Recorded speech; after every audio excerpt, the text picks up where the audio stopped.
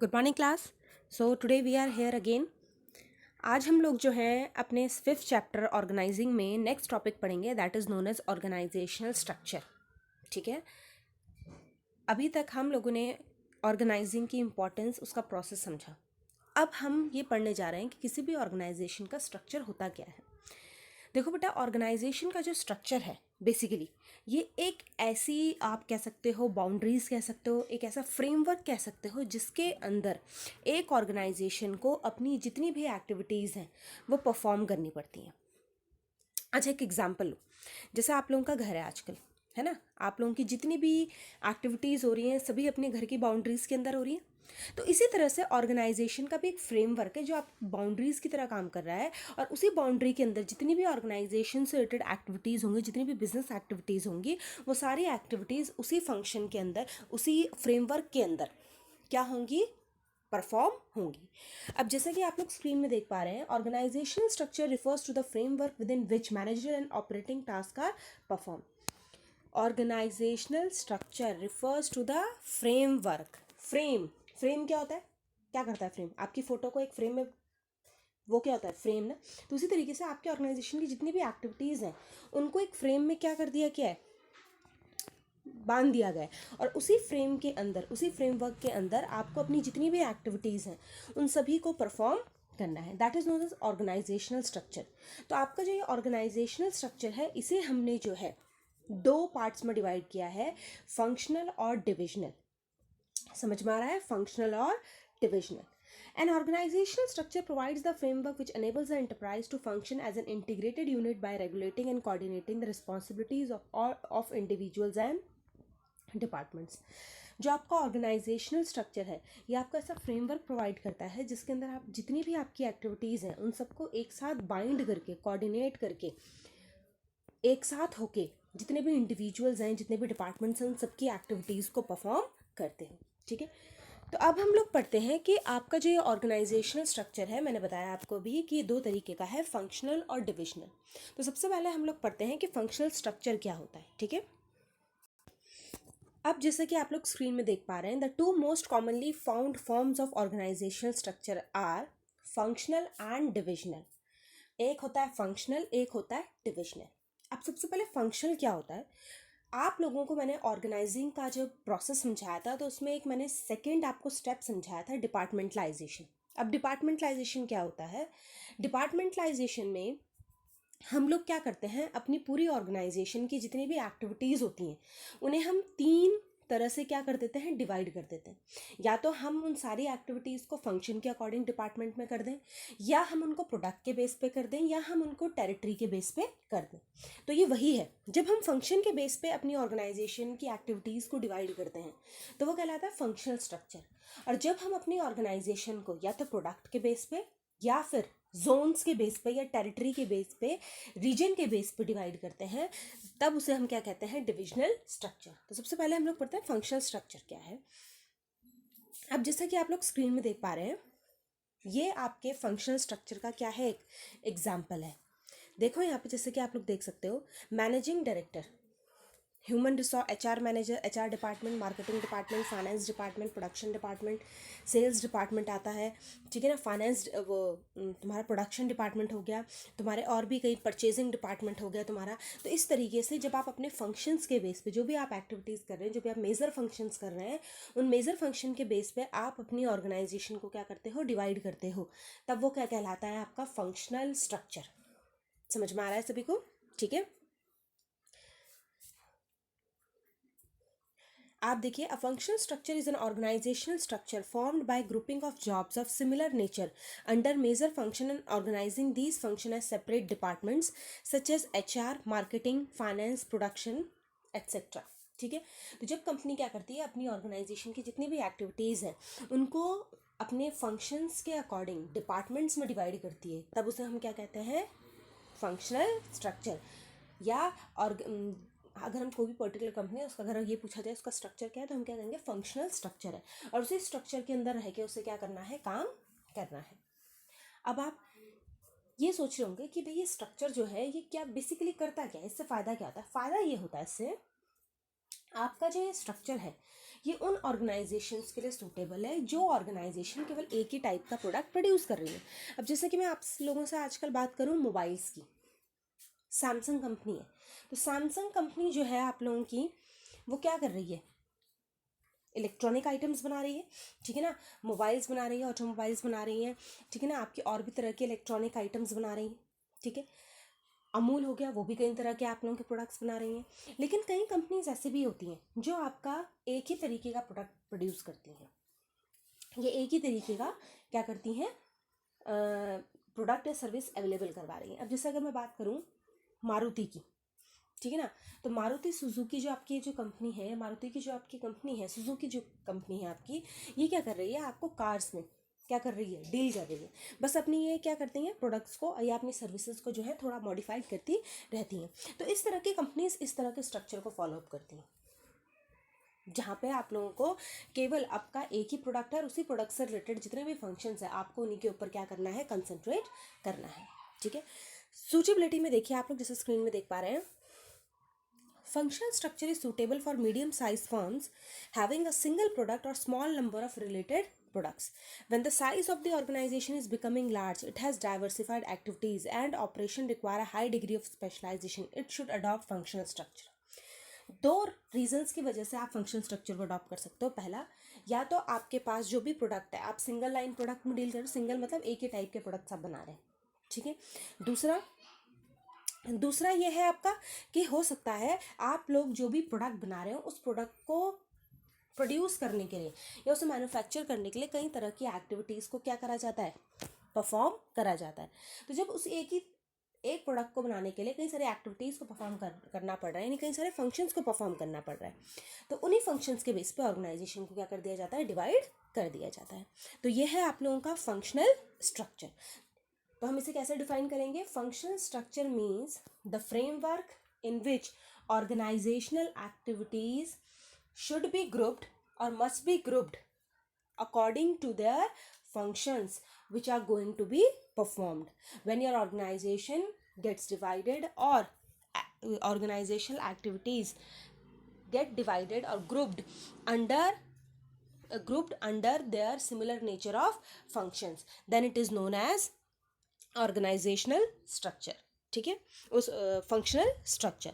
अब हम लोग पढ़ते हैं डिविजनल स्ट्रक्चर क्या है। जैसे कि मैंने आप लोगों को पहले बताया कि डिविजनल स्ट्रक्चर क्या है आपका, जब कंपनी एक से ज़्यादा तरीके के प्रोडक्ट या एक से ज़्यादा लाइन ऑफ प्रोडक्ट्स क्या कर रही हैं, प्रोड्यूस कर रही हैं, या फिर कंपनी की जो भी प्रोडक्ट्स हैं वो कई जोन्स में, कई टेरिटरीज में, कई जगहों पे फैली हुई है, तो उस समय पे हम लोग किस तरह का स्ट्रक्चर फॉलो करते हैं, हम लोग डिविजनल स्ट्रक्चर फॉलो करते हैं। अब देखिए कैसे।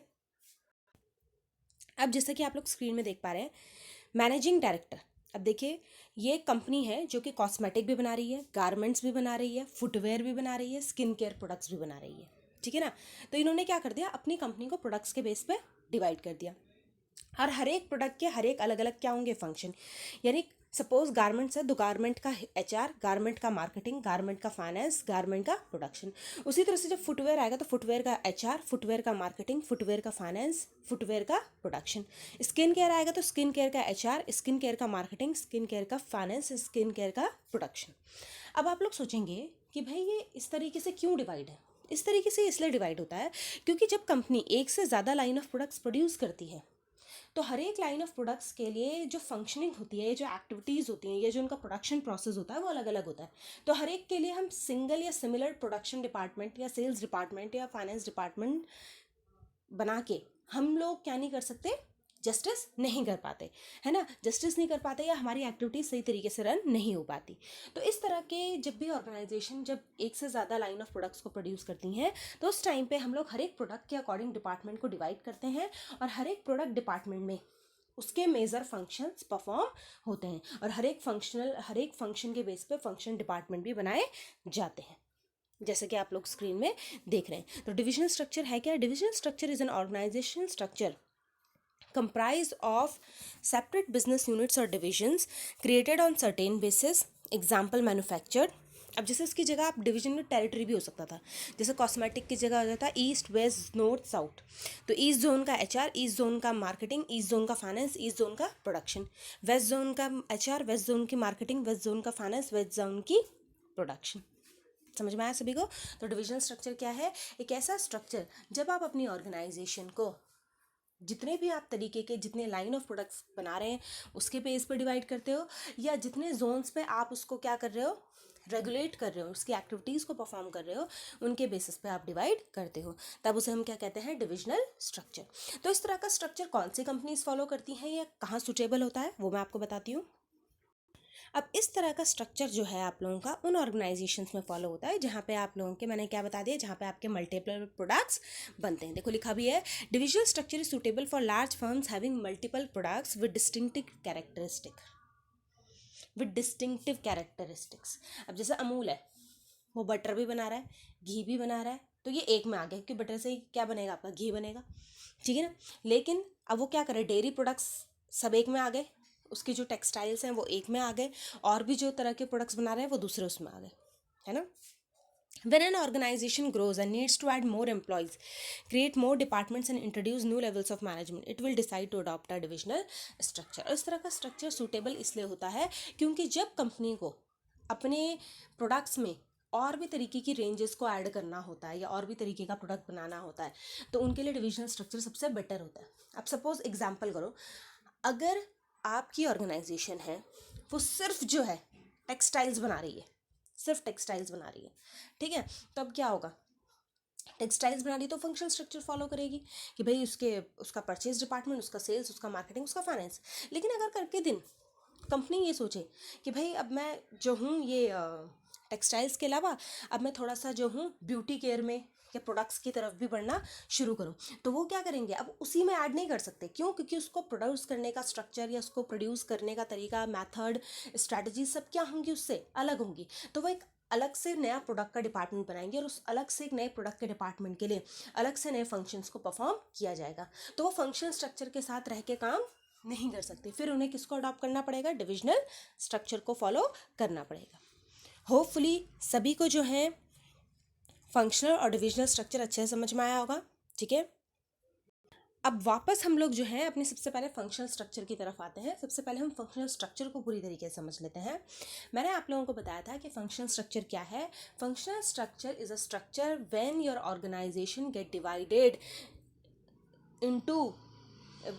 Divided on the basis of the function performed. जब आपकी ऑर्गेनाइजेशन को जितने भी आप फंक्शन परफॉर्म कर रहे हैं उसके बेस पर डिवाइड किया जाता है, तब वो क्या कहलाती है? फंक्शनल स्ट्रक्चरल ऑर्गेनाइजेशन, ठीक है। तो फंक्शनल स्ट्रक्चर ऑर्गेनाइजेशन के फायदे क्या होते हैं? सबसे पहले ऊपर देखिए, it leads to functional and occupational specialization. सबसे पहला फायदा आपको क्या मिलता है? फंक्शनल स्पेशलाइजेशन का। मतलब सपोज एचआर डिपार्टमेंट में जितने लोग कर रहे हैं वो एचआर में क्या होंगे? एक्सपर्ट होंगे। या जो प्रोडक्शन डिपार्टमेंट में काम कर रहे हैं वो प्रोडक्शन में क्या होंगे? प्रोडक्शन से रिलेटेड एक्टिविटीज़ में क्या होंगे? एक्सपर्ट। भाई आप उनको उसी में तो असाइन करो कि भाई ऑर्गेनाइजिंग का काम क्या है कि जो जिस चीज़ में काबिलियत रखता है उसको उसी डिपार्टमेंट का या उसी जोन का काम दिया जाए। तो जब आप ये काम करोगे तो आपको ऑर्गेनाइजिंग के थ्रू या ऑर्गेनाइजिंग के इस फंक्शनल स्ट्रक्चर के थ्रू आपको क्या फ़ायदा मिल रहा है कि आपको ऑक्यूपेशनल या फंक्शनल स्पेशलाइजेशन मिल रहा है। It helps in increasing managerial operational efficiency, results in increase profit. जब आपको स्पेशलाइजेशन मिलेगा, परफॉर्मेंस अच्छी होगी तो आपके प्रॉफिट्स भी अच्छे होंगे। It leads to minimum duplication of effort. भाई ऑब्वियसली बात है, हर एक डिपार्टमेंट अलग है, हर एक की एक्टिविटीज़ अलग हैं, तो काम के डुप्लीकेशन होने का ही सवाल पैदा नहीं होता, ठीक है ना। तो यानी आपके रिसोर्सेज का भी यूटिलाइजेशन ज़्यादा बेटर तरीके से होगा, ज़्यादा प्रोडक्शन होगा और कॉस्ट भी कम आएगी। It promotes control and coordination with in a department. क्योंकि कंपनी एक ही लाइन ऑफ प्रोडक्ट प्रोड्यूस कर रही है तो यहाँ पे ज़्यादा कंट्रोल होता है, ज़्यादा कोऑर्डिनेशन होता है, क्योंकि सब अपने उस एक प्रोडक्ट के रिलेटेड ऑब्जेक्टिव को अचीव करने में लगे हुए हैं। It ensures that different functions get due attention. अब क्योंकि हम लोग एक ही लाइन ऑफ प्रोडक्ट प्रोड्यूस कर रहे हैं तो जितने भी फंक्शन उस पर्टिकुलर प्रोडक्ट से रिलेटेड है हम उसमें अच्छे से अटेंशन दे सकते हैं। It makes training of employees easier as the focus is on limited range of skills. अब इस तरह की ऑर्गेनाइजेशन में ट्रेनिंग देना सबसे आसान काम है। क्यों? इसलिए आसान काम है, अगर सपोज किसी को मार्केटिंग से रिलेटेड ट्रेनिंग देनी है तो सीधा से मार्केटिंग डिपार्टमेंट में डाल देंगे। लेकिन अगर यही काम आपको डिविजनल में करना पड़े कि उसको मार्केटिंग से रिलेटेड आपको क्या देनी है? ट्रेनिंग देनी है, तो आप कैसे दोगे? पहले आप ए प्रोडक्ट के मार्केटिंग की दोगे, फिर बी प्रोडक्ट के मार्केटिंग की दोगे, फिर सी प्रोडक्ट के मार्केटिंग की दोगे, फिर डी प्रोडक्ट के मार्केटिंग की दोगे, है ना? तो वहाँ पे ट्रेनिंग क्या हो जाती है, थोड़ा सा डिफिकल्ट हो जाती है, लेकिन यहाँ पे जो है आपकी ट्रेनिंग सबसे ज़्यादा ईजी है। अब हम बात करते हैं कि इसके कुछ डिसएडवांटेजेस भी हैं फंक्शनल स्ट्रक्चर के। अब जैसे क्या है, अब एक चीज़ हमेशा ध्यान में रखो, फंक्शनल स्ट्रक्चर और डिविजनल स्ट्रक्चर, जो फंक्शनल स्ट्रक्चर के लिए जो फायदे होंगे वो डिविजनल के लिए क्या होंगे, नुकसान होंगे, और जो फंक्शनल के लिए नुकसान होंगे वो डिविजनल के लिए क्या होंगे, फायदे। ठीक है, अब देखो डिसएडवांटेज में, it places more emphasis on departmental objective than overall organizational objective. जब आप अपनी ऑर्गेनाइजेशन को डिपार्टमेंट के बेस पर डिवाइड करते हैं तो हर एक डिपार्टमेंट अपने अपने डिपार्टमेंट के ऑब्जेक्टिव को अचीव करने में क्या हो जाता है, लग जाता है, तो कहीं ना कहीं आपका मेन गोल कहीं ना कहीं क्या हो जाता है, उससे इग्नोर हो जाता है। ठीक है, अ कन्फ्लिक्ट ऑफ इंटरेस्ट में अराइज अमंग डिपार्टमेंट्स। अब एक ही प्रोडक्ट से रिलेटेड इतने डिपार्टमेंट्स हैं तो हो सकता है उनके बीच में कन्फ्लिक्ट्स भी होने के चांसेस बढ़ सकते हैं। It may lead to inflexibility as people with the same skills and knowledge base may develop a narrow perspective and may not appreciate others' viewpoint. अब एक ही डिपार्टमेंट में एक ही प्रोडक्ट से रिलेटेड, अगर सपोज मार्केटिंग में कई सारे मार्केटिंग हेड्स हैं आपके, या कई सारे मार्केटिंग एग्जीक्यूटिव्स हैं, या मार्केटिंग आपके पर्सनस हैं, तो हो सकता है वो सबके सबकी एक ही नॉलेज एक ही प्रोडक्ट से रिलेटेड हो सकता है, वहाँ पे आपके इंटरेस्ट, आपकी जो फ्लैक्सिबिलिटी है वो कहीं ना कहीं क्या हो, कम हो। ठीक है, it lead to problems in coordination between departments. यहाँ पे एक डिपार्टमेंट के अंदर जो लोग काम कर रहे हैं उनके बीच में तो कोऑर्डिनेशन हो जाता है, लेकिन जो डिफरेंट डिपार्टमेंट्स में जो लोग कर रहे हैं, काम कर रहे हैं, उनके बीच में क्या होने का, कोऑर्डिनेशन होने के चांसेस क्या हो जाते हैं, थोड़ा सा कम। Managerial development is difficult as each functional manager has to report to the top management. और यहाँ पे जितने भी डिपार्टमेंट्स हैं उन सब के मैनेजर को जो है अपने मेन जो टॉप मैनेजमेंट है उसको रिपोर्ट करना पड़ता है, तो इसलिए जो मैनेजरल डेवलपमेंट है हर एक फंक्शन का वो थोड़ा सा होना डिफ़िकल्ट हो जाता है। आई होप सभी को ये अच्छे से समझ में आया होगा। ठीक है, मैं आप लोगों को फिर से एक बार रिवीजन करवा देती हूँ। सबसे पहला वर्ड आता है आपका, what do you mean by organizational structure. तो ऑर्गेनाइजेशनल स्ट्रक्चर के लिए आप एक वर्ड याद रखो, फ्रेमवर्क, इसे आप हमेशा ऐड करोगे। तो ऑर्गेनाइजेशनल स्ट्रक्चर क्या है, एक ऐसा फ्रेमवर्क है जिसमें आपकी जितनी भी बिजनेस एक्टिविटीज़ हैं, चाहे वो मैनेजरियल है चाहे ऑपरेटिंग, यहाँ पे मैनेजरियल ऑपरेटिंग दोनों लिखा है, तो जहाँ मैं कह देती हूँ बिजनेस एक्टिविटीज़ तो वहाँ मैनेजरियल भी आ जाती है और ऑपरेटिंग भी आती है, तो जितनी भी बिजनेस एक्टिविटीज़ हैं वो परफॉर्म होती हैं, तो that is known as organizational structure. कितने तरीके का है, 2 तरीके का है, फंक्शनल और डिविजनल। फंक्शनल स्ट्रक्चर क्या होता है, जब आप अपनी ऑर्गेनाइजेशन को फंक्शन के बेस पे क्या करते हो, डिवाइड करते हो, उसे हम क्या कहते हैं, फंक्शनल स्ट्रक्चर। जब हम अपनी ऑर्गेनाइजेशन को टाइप ऑफ प्रोडक्ट्स प्रोड्यूसिंग या फिर जितनी जोन्स में हम उसको डिस्ट्रीब्यूट कर रहे हैं उन जोन्स के बेस पर डिवाइड करते हैं, तब उसे हम क्या कहते हैं, डिविजनल स्ट्रक्चर कहते हैं। ठीक है, अब फंक्शनल स्ट्रक्चर क्या होता है, सबसे पहली चीज़ फंक्शनल स्ट्रक्चर मैंने आपको पहले बता दिया कि फंक्शनल स्ट्रक्चर का मतलब होता है जब आप अपनी ऑर्गेनाइजेशन को जितने भी आप मेजर फंक्शन परफॉर्म कर रहे हैं उसके बेस पर डिवाइड करते हैं, उसे हम कहते हैं फंक्शनल स्ट्रक्चर। अब इसकी सूटेबिलिटी कहाँ पर है, सूटेबिलिटी मतलब ये कहाँ के लिए ज़्यादा सूटेबल है, तो ये उन ऑर्गेनाइजेशन के लिए ज़्यादा सूटेबल है जो मीडियम साइज फर्म है, जो ज़्यादा बड़ी फर्म्स नहीं है, जो सिंगल लाइन के प्रोडक्ट ही यूज़ करती हैं या स्मॉल नंबर ऑफ प्रोडक्ट्स को क्या कर रही हैं, प्रोड्यूस कर रही हैं, तो उस तरह की फर्म्स के लिए फंक्शनल स्ट्रक्चर सबसे बेस्ट होता है। ठीक है, अब इसके फ़ायदे अगर हम बात करें तो सबसे पहला फ़ायदा, it leads to functional specialization. सबसे पहला फ़ायदा आपको ये होता है कि हर एक डिपार्टमेंट है वो अपने अपने फंक्शंस को परफॉर्म करने में क्या है, एक्सपर्ट है, तो आपको क्या मिल रहा है, फंक्शनल स्पेशलाइजेशन मिल रहा है। दूसरा, जितनी भी बिजनेस एक्टिविटीज़ हैं भाई, जब हर एक फंक्शन अपने अपने टास्क में, अपने अपने डिपार्टमेंट्स में, अपनी अपनी एक्टिविटीज़ में एक्सपर्ट है, तो रिजल्ट्स भी आपकी, परफॉर्मेंस भी आपकी कैसी होगी, अच्छी होगी, और रिजल्ट्स आपके क्या आएंगे कि आपको प्रॉफिट इंक्रीज होंगे। तीसरी चीज़, डुप्लीकेशन नहीं होगा काम का, क्यों, क्योंकि आपने ऑलरेडी अपनी एक्टिविटीज़ को क्या कर दिया, डिपार्टमेंट्स के अकॉर्डिंग डिवाइड कर दिया, तो डुप्लीकेशन होने का भी चांस नहीं होगा। ज़्यादा कंट्रोल, ज़्यादा कोऑर्डिनेशन होगा, क्यों, क्योंकि एक डिपार्टमेंट में सारे वही लोग हैं जो उसी पर्टिकुलर डिपार्टमेंट की एक्टिविटीज़ से रिलेटेड काम कर रहे हैं, कोई भी डिफरेंट वे में काम नहीं कर रहे हैं, तो इससे क्या होगा, ज़्यादा कंट्रोल, ज़्यादा कोऑर्डिनेशन होगा। टॉप मैनेजमेंट भी अपने जितने भी डिपार्टमेंट्स हैं उन सबको अलग अलग तरीके से फोकस करके देख सकता है, कि सपोज अगर टॉप मैनेजमेंट को प्रोडक्शन डिपार्टमेंट के ऊपर थोड़ी सी निगरानी रखनी है या उस पर नज़र रखनी है या ये देखना है कि उनकी एक्टिविटीज़ कैसी चल रही हैं, तो वो उनको अलग से हटा के उनके ऊपर फोकस करके देख सकते हैं। और यहाँ पे जो एम्प्लॉयज़ की ट्रेनिंग है वो ज़्यादा अच्छे तरीके से होती है। क्यों? क्योंकि आपके पास different type of products available नहीं है, सिर्फ आपके पास मेजर फंक्शन है, तो आपको जिस फंक्शन से रिलेटेड उनको ट्रेनिंग देनी है आप उनको ईजिली ट्रेनिंग दे सकते हैं। नेक्स्ट है डिसएडवांटेजेस क्या है। पहला कि सब अपने डिपार्टमेंटल ऑब्जेक्टिव्स को अचीव करने में लग जाते हैं, तो कहीं ना कहीं आपका जो मेन गोल है, मेन ऑर्गेनाइजेशनल गोल है, कहीं ना कहीं वो क्या हो जाता है, इग्नोर हो जाता है। ठीक है, जितने भी डिपार्टमेंट्स काम कर रहे हैं उनके इंटरेस्ट में क्या हो सकता है, उनके सोच में, उनके ओपिनियन में क्या हो सकता है, कन्फ्लिक्ट्स आ सकते हैं। क्यों? क्योंकि भाई एक डिपार्टमेंट के बीच में तो कोऑर्डिनेशन है। क्यों है? क्योंकि सारे के सारे एक ही एक्टिविटी से रिलेटेड काम कर रहे हैं, लेकिन बाकी के जो 3 अलग अलग डिपार्टमेंट है, अगर आपको उनसे इंटरेक्ट करना पड़ेगा तो वहाँ पे हो सकता है आपके इंटरेस्ट, आपके ओपिनियन में कन्फ्लिक्ट्स आ सके। ठीक है, अब तीसरी चीज़ ये है कि सारे के सारे लोग अगर एक डिपार्टमेंट में काम कर रहे हैं, फंक्शनल, अगर मैं बात करूँ परचेज डिपार्टमेंट की बात कर रहे हैं, तो सारे के सारे उस चीज़ से, पर्टिकुलर चीज़ से क्या है, दे ऑल आर नॉलेजेबल। जब सारे के सारे नॉलेजेबल हो जाएंगे तो सब एक दूसरे को थोड़ा सा प्रेफरेंस क्या होते हैं, कम देते हैं।